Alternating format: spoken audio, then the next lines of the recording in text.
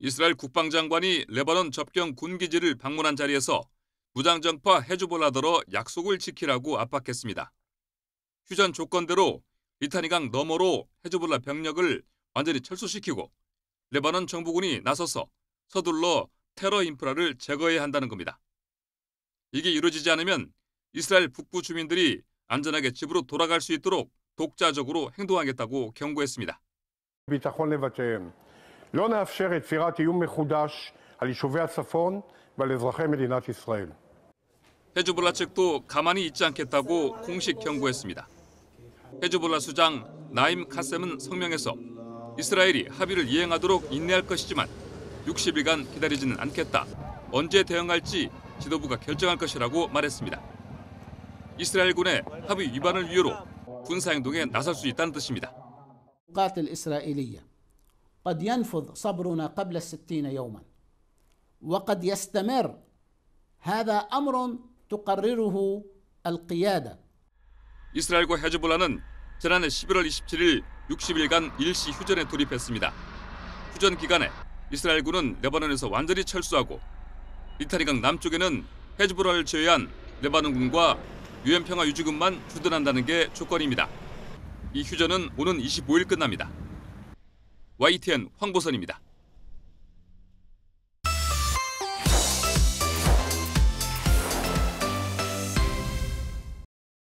워싱턴 포스트는 왜 한국에서 성조기와 친트럼프 구호가 사용될까라는 제목의 기사를 썼습니다. 윤석열 대통령 지지자들이 쓰고 있는 도둑질을 멈추라는 영어 구호가 4년 전 대선을 불복한 트럼프 지지자들이 사용하던 것과 같다는 겁니다. 신문은 한국 보수 진영이 이 구호를 외치는 건 윤 대통령과 트럼프의 정치적 발언이 갈수록 비슷해지고 있다는 걸 반영한다고 분석했습니다. 대선 사기를 주장하며 내부의 적을 겨냥했던 트럼프처럼 윤 대통령도 야당이 반국가 세력이라며 선관위에 계엄군을 투입했다는 겁니다.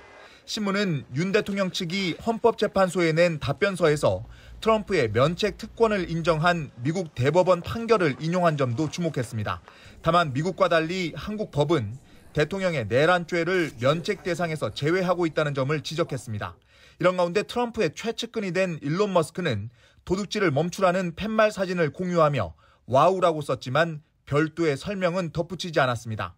워싱턴 포스트는 윤 대통령 체포 시도가 있었던 지난 3일 광주광역시청에 미국 버지니아주 깃발이 휘날린 것도 소개했습니다. 이 깃발은 선의 여신 비루투스가 독재의 신을 밟고 선 그림과 함께 폭군의 말로는 이렇게라는 라틴어 구호가 적혀 있습니다. 신문은 윤 대통령이 결국 그림 속 폭군의 운명을 맞게 될 거라는 걸 상징하는 의미라는 국내 교수의 말을 전했습니다. 광주시에 걸린 깃발은 지난해 11월 방문한 버지니아주 대표단을 환대해준 데 감사하다는 뜻으로 글렌 영킨 주지사가 보낸 거라고 신문은 덧붙였습니다. 워싱턴에서 YTN 권준기입니다.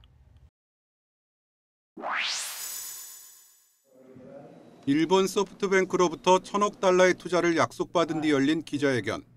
트럼프 당선인은 앞서 플로리다를 방문했던 애플과 구글 CEO 등을 거론하며 이렇게 자랑했습니다. One of the big differences between the first term everybody was fighting me. In this term everybody wants to be my friend. I don't know. 달라진 분위기는 거액의 기부금으로 확인되고 있습니다. 뉴욕타임스는 대선이 끝나고 2달간 트럼프 당선인이 2억 달러, 3천억 원 정도를 모금했다고 전했습니다. 특히 취임 행사에 모인 기부금만 1억 5천만 달러로 벌써 바이든 대통령 때의 2배를 넘어섰습니다. 수많은 기업이 기부 행렬에 나선 가운데 한때 트럼프 당선인을 비판했던 빅테크 CEO들도 개인 명의로 동참했습니다. 지난 2021년 의사당 점거 사태 이후 정치 기부를 중단했던 기업들도 슬그머니 다시 지갑을 열었습니다. 이런 상황은 금권 정치에 대한 우려를 더욱 키우고 있습니다. We're also seeing sort of the largest number of billionaires in Trump's cabinet of any president in American history. So it shows that money talks and 기부금 논란은 워싱턴 포스트로 불똥이 튀었습니다. 워싱턴 포스트 만평 작가는 사주인 제프 베이조스 아마존 창업자 등을 풍자한 만평의 게재가 거부되자 항의의 표시로 사직했습니다. 워싱턴 포스트는 이미 유사한 내용의 칼럼이 실린데 따른 조치였다고 해명했습니다. 베이유스는 지난 대선 과정에서 민주당 후보를 공개 지지하던 워싱턴 포스트의 오랜 관행에 반대해 논란에 휩싸이기도 했습니다. YTN 유튜원입니다. 트럼프는 외교안보 라인에 대중국 초강경파 인사들을 집중적으로 배치해 중국 견제 전략을 본격화했습니다. 하지만 머스크는 전기차 사업으로 중국과 밀접한 이해관계를 맺고 있습니다. 상하이에 있는 전기차 조립 공장 기가팩토리는 테슬라 전 세계 생산량의 절반을 차지합니다. 또 이 공장 건설을 위해 중국 정부가 통제하는 은행에서 2조 원 넘는 대출을 받았습니다. 중국 현행법은 공산당이 자국에서 사업하는 기업에 대가로 정보를 요구할 수 있습니다. 차기 정권 실세로 민감한 정보에 접근 가능한 머스크를 이용하고 싶을 수밖에 없습니다. There is more scope for the Chinese government to try to attempt to use Elon Musk as a friendly voice in the Trump administration to moderate the Trump administration's policy towards China. 머스크는 지금까지 중국에 대해 우호적인 입장을 견지해왔습니다. 2021년 공산당 창당 100주년을 기념해 시진핑 국가주석에게 찬사를 보냈습니다. 2023년 친강 중국 외교부 장과의 회담에선 미국과 중국의 디커플링에 반대한다고 밝혔습니다. 미국 내에선 머스크가 중국과 깊은 연관이 있다는 사실이 입증되면 머스크의 기밀 접근권을 박탈해야 한다는 주장도 있습니다. 중국 문제가 트럼프와 머스크를 갈라놓을 수도 있다는 전망까지 나옵니다. Elon Musk is wielding a tremendous amount of power right now. I think the big question is whether Donald Trump and Elon Musk, two huge egos, will eventually clash, whether that's over policy or personality. 트럼프 최측근 가운데 유일한 친중 인사인 머스크가 과연 중국의 대변인 역할을 하며 대중국 정책에 영향을 미칠지 주목됩니다. YTN 권영입니다. 도널드 트럼프 미국 대통령 당선인과 조르자 멜로니 이탈리아 총리가 나란히 서서 카메라를 향해 엄지를 지켜듭니다. 멜로니 총리가 트럼프 당선인의 플로리다 마러라고 리조트를 예고 없이 찾은 겁니다. 양측은 이란의 이탈리아 기자 구금 문제를 비롯해 평화와 안보, 경제 협력 등을 논의했습니다. 트럼프 당선인은 멜로니 총리가 유럽을 휩쓸고 있다며 칭찬을 아끼지 않았습니다. 두 사람의 만남은 지난달 7일 파리 노트르담 대성당 재개관 기념 만찬에 이어 두 번째입니다. 당시에도 트럼프는 그녀가 훌륭한 리더라고 말했는데 멜로니 총리는 이를 SNS에 게시하면서 친분을 드러냈습니다. She's fantastic. She is a fantastic leader and person. 멜로니 총리와 트럼프 당선인은 미국과 유럽에서 심각한 문제인 불법 이민에 대한 강경한 입장이 일치하는 등 결이 잘 맞는다는 평가를 받습니다. As this matter is precisely a matter about security, the result is that we have been unable to defend our external borders. 멜로니 총리를 향한 유럽 안팎의 관심은 트럼프 당선인 취임을 불과 보름 앞둔 시점에서 부쩍 높아지고 있습니다. 멜로니 총리가 트럼프의 측근이자 2기 행정부 인사로 내정된 일론 머스크 테슬라 CEO와도 돈독한 사이라는 게 부각되고 있기 때문입니다. 트럼프와의 회동에 앞서 멜로니는 머스크를 공개적으로 극찬하기도 했는데 이런 친분을 바탕으로 트럼프 행정부와 유럽의 가교 역할을 할 수 있다는 전망이 나옵니다. 유럽 언론들은 멜로니 총리가 미 유럽 관계의 핵심 인물이 되려는 이들 중 하나라며 유럽의 트럼프 카드가 될지 주목하고 있습니다. 특히 유럽연합의 중심인 독일과 프랑스의 정국이 혼란스러운 상황에서 멜로니 총리의 역할이 커질 수 있다는 관측입니다. 런던에서 YTN 조수연입니다. 바이든 대통령이 일본 제철의 US 스틸 인수 불허를 결정하자 일본 내 불만이 고조되고 있습니다. 무토요지 일본 경제산업상은 심야의 논평을 내고 바이든 대통령의 판단은 이해하기 어렵고 유감이라고 밝혔습니다. 그러면서 일본 산업계에서 향후 미일 간 투자에 강한 우려가 나오고 있고 일본 정부도 이를 무겁게 받아들이고 있다고 강조했습니다. 일본 제철과 US 스틸도 공동 성명을 통해 이번 결정은 명백히 정치적인 판단이라고 비판했습니다. 요미우리 신문은 지금까지 미 재무부 산하 외국인 투자심의위원회 심사를 근거로 인수 중지를 명령한 사례는 8건이었는데 이 가운데 7건은 인수 주체가 중국 관련 기업이었다며 동맹국 기업은 전례가 없다고 전했습니다. 그러면서 경제적 합리성보다 바이든 대통령의 지지 기반인 노동조합 의향을 우선했다며 미일 관계에 화근을 남길 것이라고 지적했습니다. 이어 일본은 2023년까지 5년 연속 대미 투자 총액 1위였는데 대미 투자에도 악영향을 줄 것이라고 역설했습니다. 아사히 신문도 인수를 뒷받침해왔던 일본 정부에서 불만이 소용돌이치고 있다면서 어떤 문제도 없는 인수라고 주장하는 일본 경제부처 간부의 발언을 소개하기도 했습니다. 일본제철은 미국 정부를 상대로 소송을 제기해 인수 불허 명령의 절차적 하자를 주장할 것으로 보입니다. 하지만 미 법원이 실제로 일본제철 측의 주장을 받아들일 가능성이 낮아 향후 대응을 둘러싼 일본제철과 일본 정부의 고심이 깊어질 것으로 보입니다. 도쿄에서 YTN 김세호입니다. 한데어 벨렌 오스트리아 대통령이 휴일 오후 연단에 섰습니다. 극우 자유당을 배제한 연립정부 협상이 결렬되자 사의를 표명한 네하머 총리와 만나 의견을 나눈 뒤입니다. 완곡하게 표현했지만 그간 배제돼 온 자유당에 정부 구성을 맡기겠다는 뜻을 내비쳤습니다. Grund habe ich den Parteichef der Freiheitlichen Partei, Herrn Herbert Kickl, angerufen und vereinbart, dass wir uns morgen um 11 Uhr hier in der Hofburg treffen, um die neue Situation zu besprechen. 오스트리아 자유당은 1956년 나치 전력자들이 만들었습니다. 반이민 정책, 우크라이나 전쟁 지원 반대로 최근 지지를 얻어 지난해 9월 총선에서 득표율 29%로 제1당이 됐습니다. Ich habe ja einen ganz einfachen Grundsatz in der Politik. Und der heißt Österreich zuerst. 2 Worte. Österreich zuerst. 키클 대표가 실제로 연정을 꾸리면 자유당은 창당 이후 처음으로 제1당으로 집권하게 됩니다. 유럽의 극우 바람은 멈출 줄 모르고 계속되고 있습니다. 다음 달 총선을 치르는 독일에서는 극우 독일을 위한 대안이 여론조사에서 2위로 떠올랐고 프랑스에서도 지난해 총선에서 극우 국민연합이 의석 4분의 1을 차지해 제3당으로 존재감을 과시하고 있습니다. 기존 정당들은 좌우를 막론하고 극우와는 연대하지 않는다는 입장이었지만 점점 세를 불리는 이들을 마냥 무시할 수만은 없는 상황입니다. YTN 김도원입니다. 미국 제조사가 만든 최신형 휴머노이드 로봇 아리아입니다. 교육과 의료, 고객 응대 등 다양한 업무에 활용하기 위해 만들었습니다. Can you tell me an interesting fact? 질문을 던지자 Did you know that honey never spoils? 재치 있게 답변합니다.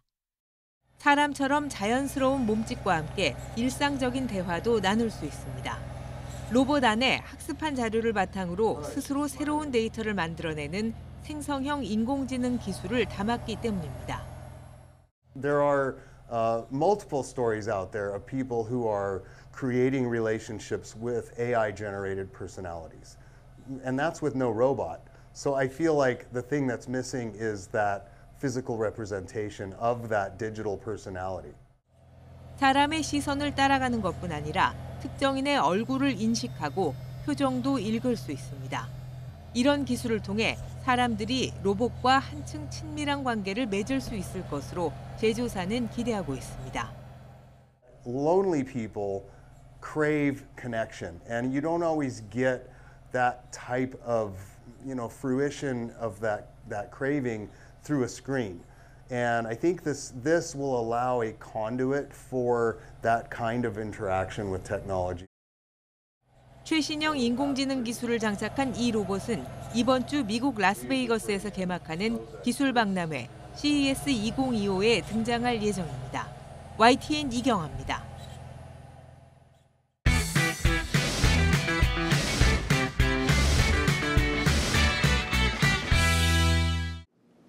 트럼프 당선인의 기자회견에서 한국 관련 언급만 쏙 빠지는 등 트럼프 행정부에서 한국 소외 우려는 커지고 있습니다.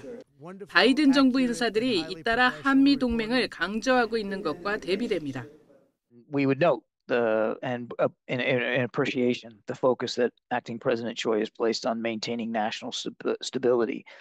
Fourth, we're going to maintain open lines of communication at all levels with the ROK government.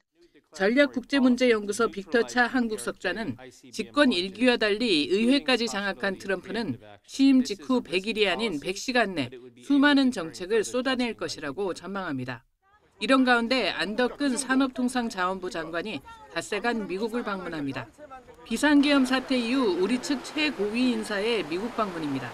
자동차와 배터리, 반도체 등 우리 기업이 많이 진출한 조지아주를 방문하고 워싱턴 DC에서 정계 인사들을 만납니다. 서거한 카터 전 대통령 조문 활동과 함께 특히 공화당 주지사협회 의장을 맡고 있는 브라이언 캠프 조지아 주지사를 만나 우리 기업에 대한 지원을 요청할 계획입니다. 트럼프 신정부 출범 등 우리 대외 무역 통상 여건의 불확실성은 여전할 것으로 보이는 가운데 정부는 올해에도 수출이 우리 경제를 이끌어 나가는 견인차 역할을 할 수 있도록 총력 지원하겠습니다. 최상목 권한대행도 경제정책 방향에서 제시된 통상 대응책을 바탕으로 조태열 외교부 장관 등과 함께 대외경제 현안 간담회를 열고 구체적 행동 계획을 논의합니다. 정상 외교 공백 속의 정부는 재계 인맥을 총동원해서 기업인 출신 트럼프 행정부와 협력 채널을 구축할 방침입니다. YTN 이승은입니다. 경기도에 있는 한 주유소. 가격이 저렴해 일부러 찾아왔지만 부쩍 오른 기름값에 부담이 되는 건 마찬가지입니다. 지금도 원래 여기가 1,500원대였는데 지금 1,600원대로 오른 거거든요. 근데 만약에 1,700원 근처로 간다면 대중교통을 이용해야죠. 15일에 한 번씩 넣는데 일주일에 한 번씩 넣거든 기름. 만땅 채우면 몇천 원 차이 나는 것 같은데. 1월 첫째 주 전국 주유소에서 파는 휘발유 값은 전주보다 8.8원 오른 1,671원으로 집계됐습니다. 12주 연속 상승세입니다.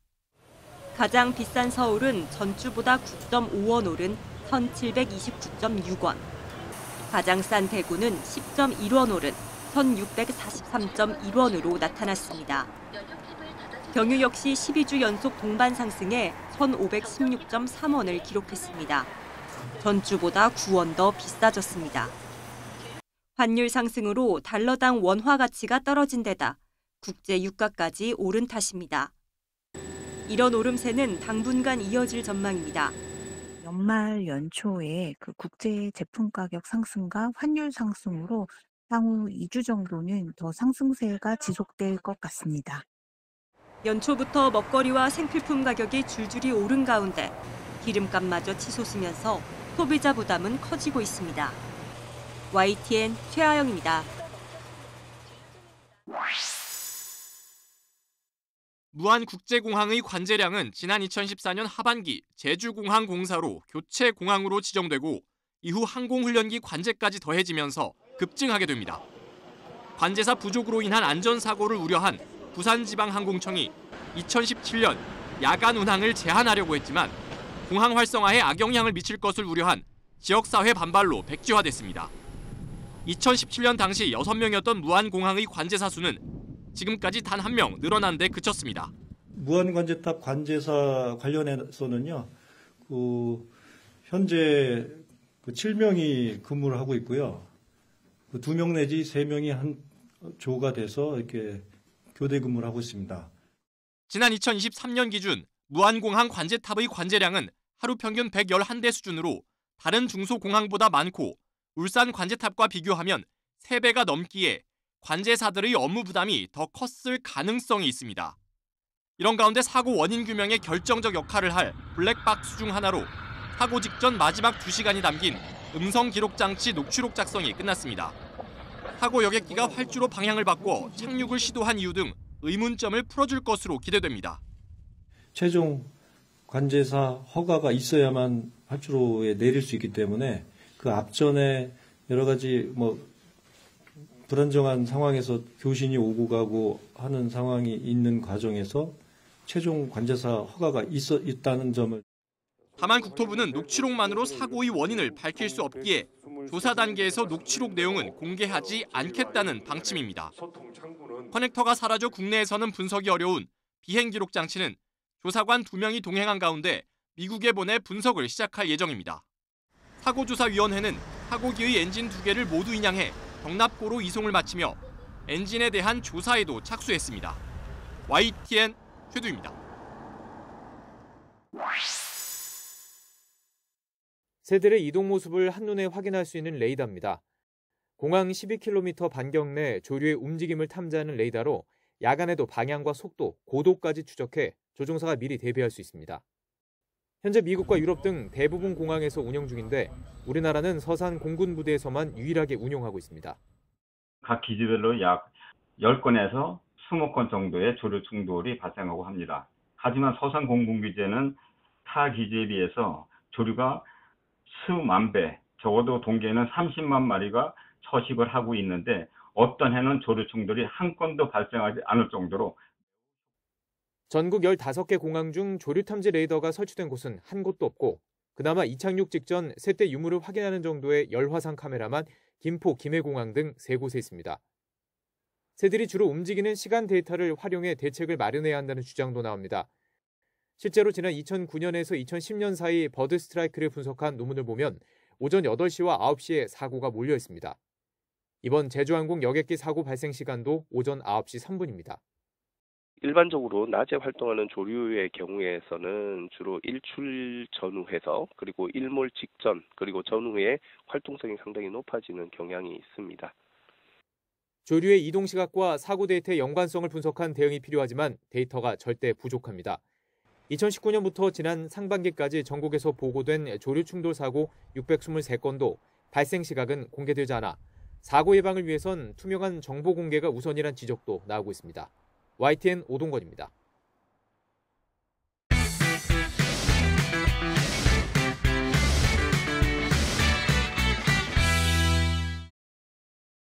오징어 게임 2는 공개 직후 넷플릭스 오리지널 드라마 사상 처음으로 집계 국가에서 모두 1위를 차지했습니다. 누적 시청 시간 역대 1위인 시즌 1의 대기록을 향해 순항하고 있습니다. 어둡고 힘든 지금 연말과 연초를 보내고 있지만 또 많은 국민 여러분이 이 작품을 보면서 또 잠시 그런 걸 잊고 또 즐길 수 있는 우리 전통놀이에 대한 관심을 급상승시키며 세계적인 K-놀이 열풍이 재현되고 있습니다. 그룹 협동감을 끼워주기도 하다가 동시에 누군가를 잔인하게 배제하기도 하는 그런 사회의 어떤 두 가지 모습이 다 담겨있는 아이의 게임이라는 생각이 들어서 다만 게임보다 주인공의 복수 이야기가 강조됐고 완결되지 않은 채 끝나 시즌 1보다 재미가 덜하다는 평가도 존재합니다.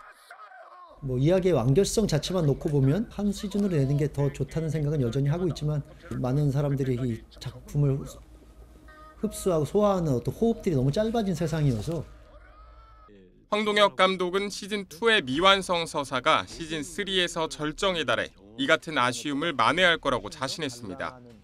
시즌3는 현재 음악과 CG 등 후반 작업 중으로 이르면 올 여름 공개됩니다.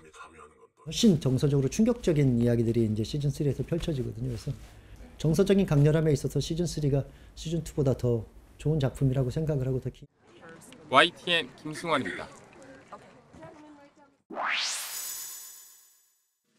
엄마 아빠의 목소리로만 듣던 커다란 동화책 그림 앞에서 가족 사진을 남깁니다.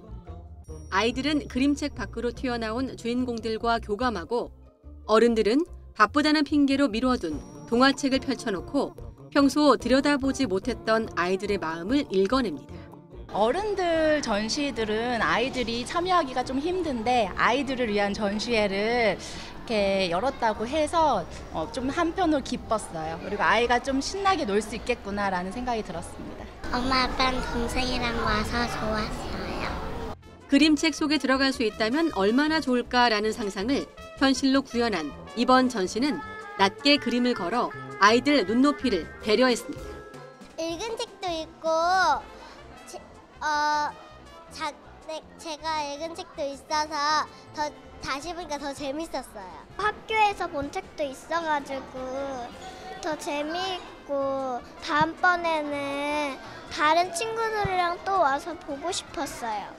최숙희 작가를 비롯해 국내외 작가들의 그림책들을 초대형 미디어 아트와 몰입형 애니메이션 등 다양한 콘텐츠로 만날 수 있습니다.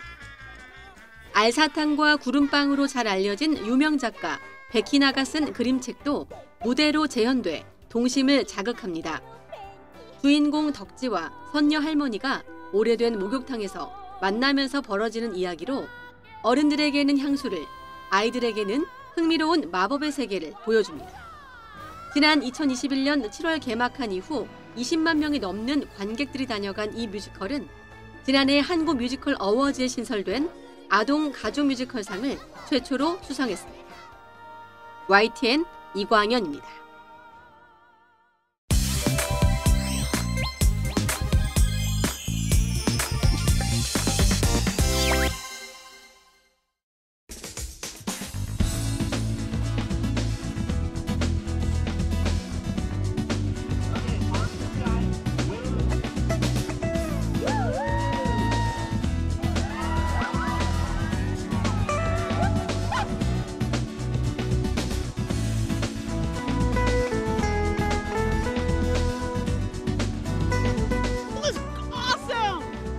Wasn't that cold?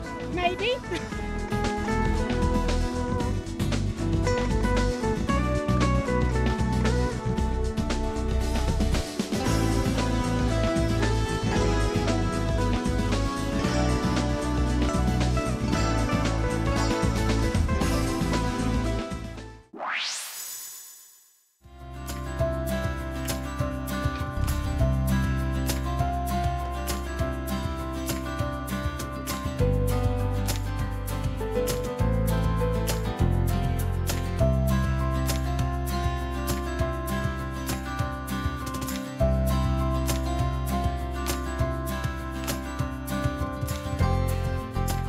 An easy way to possibly prevent it, and that's by simply walking, simply moving.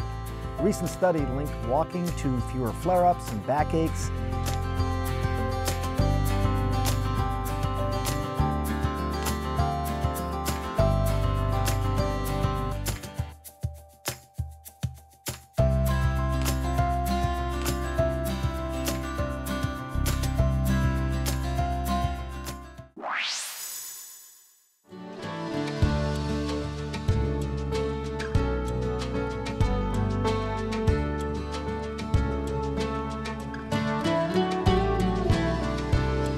Here, at this place, everybody's friendly.